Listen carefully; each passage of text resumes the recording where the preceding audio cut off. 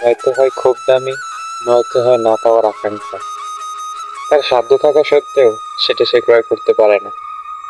তার অর্থ বাহুল্য প্রাচুর্য আছে, সেটা পাওয়ার মতো তার যোগ্যতা নেই। আর যে যোগ্যতা দেখে তুমি তাকে চাইছো, তার কাছে তোমার সেটা অযোগ্য, তাই তোমাকে ছেড়ে চলে গেছে।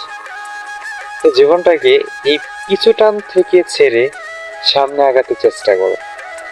কে তোমার লাইফে ছিল, কে ছিল না, এগুলো আর খুঁজে লাভ নেই।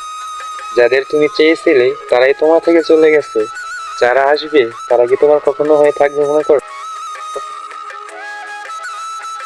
যেই বিষয় থেকে একবার নিজেকে আড়াল করতে চাইছো, সেই পথটাকেই বন্ধ করে দাও। তোমার জীবনে কেউ আসতে চাইলে তাকে আর জায়গা দিও না, তোমার জীবনে তাকে আর জড়িও না। তুমি যে সেক্টর থেকে একবার ধাক্কা খেয়েছো, সেই সেক্টরে তাকে ওকে জায়গা দিও। একা চলতে শিখো, একা বাঁচতে শিখো, একা এনজয় করতে শিখো। তাহলে জীবন অনেক ভালো একটি মুহূর্ত পাবে। জীবনের চলার ক্ষেত্রে মানুষের দুইটা জিনিসের বিশেষ প্রয়োজন। সোশ্যাল মিডিয়া বা চলার ক্ষেত্রে, চলাফেরার ক্ষেত্রে ধরো, একটা হচ্ছে তার ফ্রেন্ড সার্কেল, আর একটা হচ্ছে তার রিলেশনশিপ, উইটনেস, প্রেম।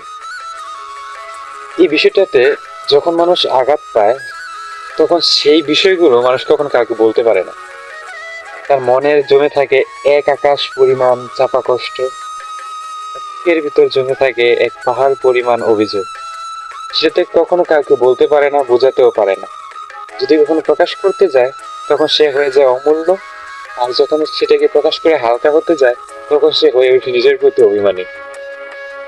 তাই জীবনে যাই ঘটুক, যাই হোক, যে ডিসিশন কখনো অন্যকে নিতে দিও না, নিজের সিদ্ধান্তটা নিজেই নিবে। হয়তো বলতে পারো যে এরকম ধরনের স্টোরি বা এরকম ধরনের গল্প কেন বলি।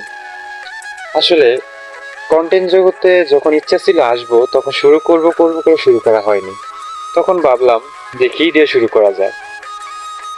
বিচিত্র জগতে বা অনলাইন প্ল্যাটফর্মে অনেক ধরনের কন্টেন্ট দেখি, কিন্তু আসলে যখন কোনো সাবজেক্ট খুঁজে পাচ্ছিলাম না, তখন হঠাৎ করে মাথায় আসলো যে আসলে আমার জীবনটাই তো একটা লাইফ স্টোরি, যেখান থেকে মানুষ শিখতে পারবে, জানতে পারবে। কেননা আমার জীবনটা আর 2 দিন 4 দিনে চলবে না। আমার জীবনটা কিরকম সেটা আমি জানি। হয়তো আস্তে আস্তে জানতে পারবা, শুনতে পারবা, এটাই। তো একা চলো, একা বাঁচো। জীবনে যেই পথে ধাক্কা গেছো, সেই পথে কাউকে নিজের প্রতি আকৃষ্ট করো না। তোমার প্রতি যতই আকৃষ্ট হোক, তাকে যতটা প্রয়োজন ততটুকু পর্যন্ত সীমাবদ্ধ রাখো। তার বেশি কিছু করো না। কারণ তার বেশি কিছু করতে যাওয়া মানে তোমার রাস্তাটা বন্ধ করা, অন্যের প্রতি দুর্বল হওয়া, নিজের গাড়ি সস্তা তৈরি করা।